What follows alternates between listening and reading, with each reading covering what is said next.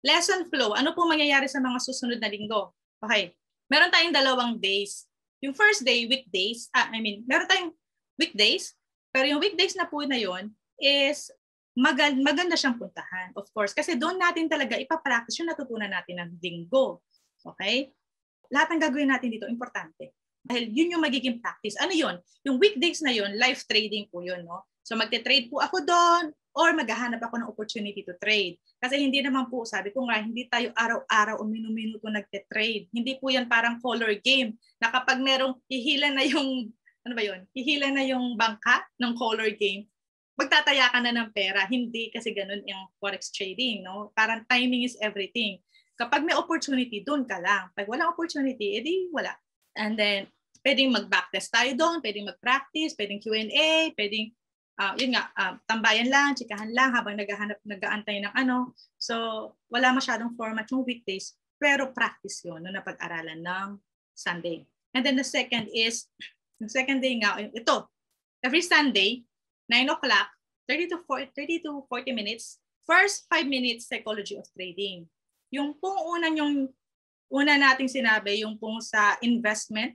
So, first, yung mga ganun po na atake, no? First 5 minutes. Huwag nyo pong imimiss yun. Sabi ko sa inyo, napakadaling kumita sa forex trading. Ang challenging, psychology of trading. Kaya, naisipan po namin ng team ko, na every training, meron dapat psychology of trading. Kasi, ayan na, kumikita na. Tapos, yung psychology of trading nga, challenging, di ba? Medyo nagkamali ng pitik doon, naglaho yung kita. Kaya iba-balance natin. Balance yung psychology of trading, balance yung head knowledge, technical knowledge, skills, and balance dapat yung practice, which is yung practice, nandito yung sa live trading, na weekday siya. Okay? So, Sunday yung mangyayari, 5 minutes psychology of trading, tapos lesson training, 35 minutes yun. Q&A optional doon sa mga may tanong, doon po sa mga nag-subscribe sa aming website. Meron po kasi kaming website na nagsasubscribe. Kahit off-topic yung tanong, walang problema. Itanong nyo lang, no? Kasi, halimbawa, nasa Forex 101 ako, pero ang tanong nyo nasa Fibonacci na. Walang problema, sasagutin natin yun. Kasi, syempre, time nga yun para makapag-discuss, di ba? So, okay po. So, ito po yung ating itatopic. Dali lang po. Pakikita ko sa inyo yung 24 topics na sinasabi ko. Nag-share ako ng bagong window. Dapat ang nakikita nyo ngayon is Great Forex website. Okay? So, ito pong website natin, greatforex.online. Ito po sa full course. So, yung pong phase 1. Ang topic po na i-discuss natin, yung first few topics na i-discuss natin, which is a beginner nga po. Forex 101. Sunod yung MetaTrader 4, how to use MetaTrader 4. Lahat about MetaTrader 4. Okay, when I say lahat ng practical. Okay? Kasi kung iisa-isahin natin yung napakadaming term, hindi na tayo magte-trade. Okay? Siguro napakadami natin topics bago tayo makapag-trade. Hindi naman yun ang ating goal. Ang goal natin, makapag-trade tayo ng simple lang, consistent, maging profitable. Okay? Hindi natin maging goal na maging summa cum laude tayo sa terminology o technicalities ng trading. Okay? Ang kailangan natin ito. Diba? By God's grace. Trading preparation. Anong dapat gawin natin bago tayo mag-trade? How to use TradingView. Yung TradingView, parang yan yung ating book o libro o notebook sa forex trading. Market structure technique. Technique na to, no? Tapos yung market environment, paano magbasa ng forex market, yung support and resistance technique, how to enter exit a trade, pivot, candlestick, risk management, trading flow, and simple goal setting. Okay. So binibilisan ko na kasi. And then yung second part naman ng ating course, which is intermediate na siya. Actually, sa first part pa lang, kikita na kayo doon. Technique na yun, yung first part na yun. Ito is dagdag kaalaman na lang na okay din naman. More candlesticks, trend line, channel, Fibonacci 1 and 2, market correlation, EMA, Elliott Wave, commodity, broker registration, and live account deposit withdrawal. So guys, hindi to biro. Okay? Kita nyo naman yung ating i-discuss. Nakalatag yan one by one, step by step. Okay? Me, my team, we are investing our time to you guys. Gusto lang namin, you invest in yourself. Okay? Yung skill nyo, i-upgrade nyo, maging seryoso tayo dito, Ito pong actually ating live trading, hindi po ito namin i-upload sa YouTube. Ay hindi po kami mag-upload ng live trading sa YouTube, live training sa YouTube. Although yung YouTube channel namin, lalagyan namin syempre siya ng mga content na magiging syempre may matututunan kayo at applicable sa live market. Pero concept lang yung makikita nyo sa YouTube. Maganda naman syempre yung concept ay lalagay namin doon. Pero kung paano mo ilalapat yung concept na yun sa live market, hindi namin siya i-upload sa YouTube. Sabi ko nga, bakit yung mga tao sa gym fit?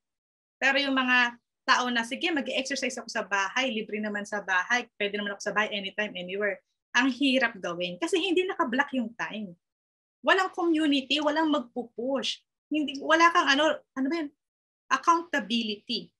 Diba? This is one way of us pushing you to your potential to be a great trader. Na hindi po namin i-upload to, kaya kung hindi nyo po siya ma-attenan, tuloy-tuloy yung topic natin, hindi na natin siya mababalikan. After 24 weeks na naman, bago natin siya mababalikan, di ba? So, yun po.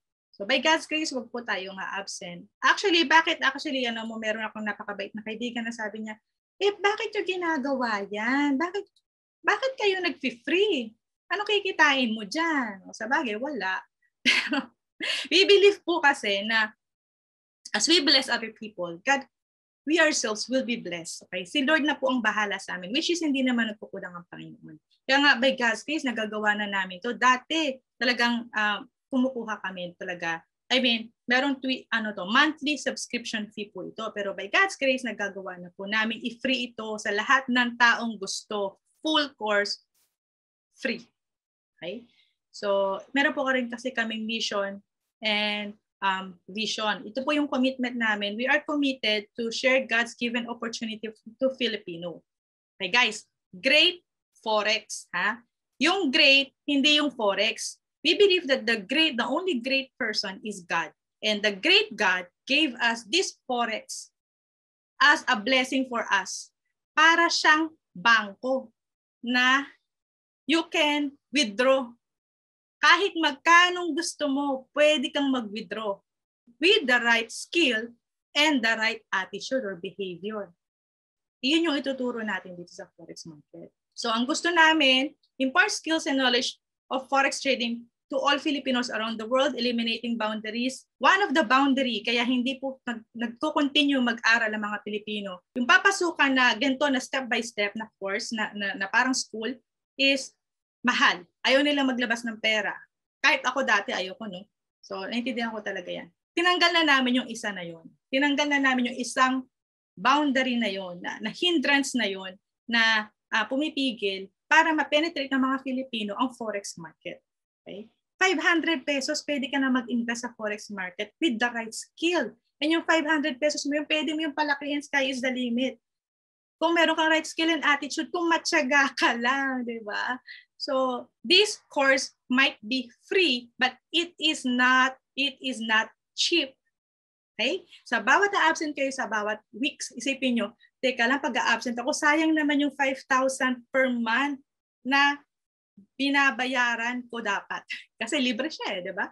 So, kasi nga, yung 4 weeks, 4 meetings lang yun. 5,000 yun. Pag in-absent mo yun, magkano yung nawala sa'yo? Nawala. Kasi hindi naman talaga nawala. Pero, ganun yung value nun. Which is, actually, sa iba talagang mas grabe pa. Tama na sila. Enabling to reach and expand your potential. So, gusto namin talaga yung potential ng bawat isa na willing matuto is matuto. And to achieve financial freedom. Kasi nga yung po na maging second nature na po ng Filipino yung Forex market. Diba? Katulad ng sinabi ko, yung sari-sari store na po, lahat ng kanto merong sari-sari store. Dahil second nature na ng tao yun eh. Alam nila kung paano magtayo ng sari-sari store eh. Kung alam nila mag-trade, ang bawat household, alam mag-trade sa Forex market. Pag may 500 pesos sila, teka lang, may 500 ako rito, mag-trade lang ako. Maya-maya, meron na siyang 2,000, 1,000. O let's go na to Jollibee. Di wala siyang utang, di ba? Ganun lang talaga, promise, kadali. Promise. So, ayun po. At dahil tayo nagbatian kanina, medyo lumampas ako ng 7 minutes. Okay, dapat po ang nakikita nyo ngayon is keynote na.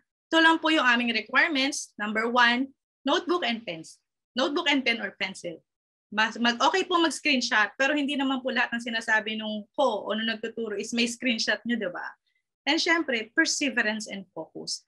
30 to 40 minutes lang po ito. Sa loob po ng magko-compute ako saglit hindi ko kasi nagawa to eh. Just give me just 1 minute. So, meron tayong 24 hours sa isang araw. At meron tayong 7 araw sa isang linggo. So, meron tayong 168 hours. Ta-times natin siya ng 60 minutes. Meron tayong 10,080. Meron tayong 10,080 minutes sa isang linggo. 40 lang po doon, minus 40 minutes lang. Meron pa po tayong 10,040 minutes na matitira. Kung aatenan natin itong weekly training natin. Kulang pa ba yung 10,040 minutes sa lahat ng gagawin natin? Ang kapalit nito, remember yung aking example na hands down na students. Alam niyo po siya, kaya ako hands down sa kanya. Gumigising siya ng 5 o'clock. Nasa Italy siya. Nasa Italy siya, full-time siya, OFW siya. Alam niyo mga OFW, minsan 2 trabaho niya, no? Talagang overtime ng mga OFW, wala talagang kulang na kulang oras. Pero nagawa niya pa rin mag-profit ng 600%. Gumigising siya ng 5 o'clock in the morning para maka-attend ng training namin. Dahil nasa Italy siya, yung time zone iba. 5 o'clock in the morning, gigising siya para maka-attend ng training namin. Wala siya in-absent kahit isa. At nagbunga naman po yun. Actually, yung first trade niya, alam niyo po, 100 pips. 100 pips yung first trade niya ng live. Napakalaki po ng achievement. Pero God is good all the time. To God be the glory. Ayun po. And syempre, dyan po nagtatapos yung ating orientation. See you next week po. I hope to see you next week.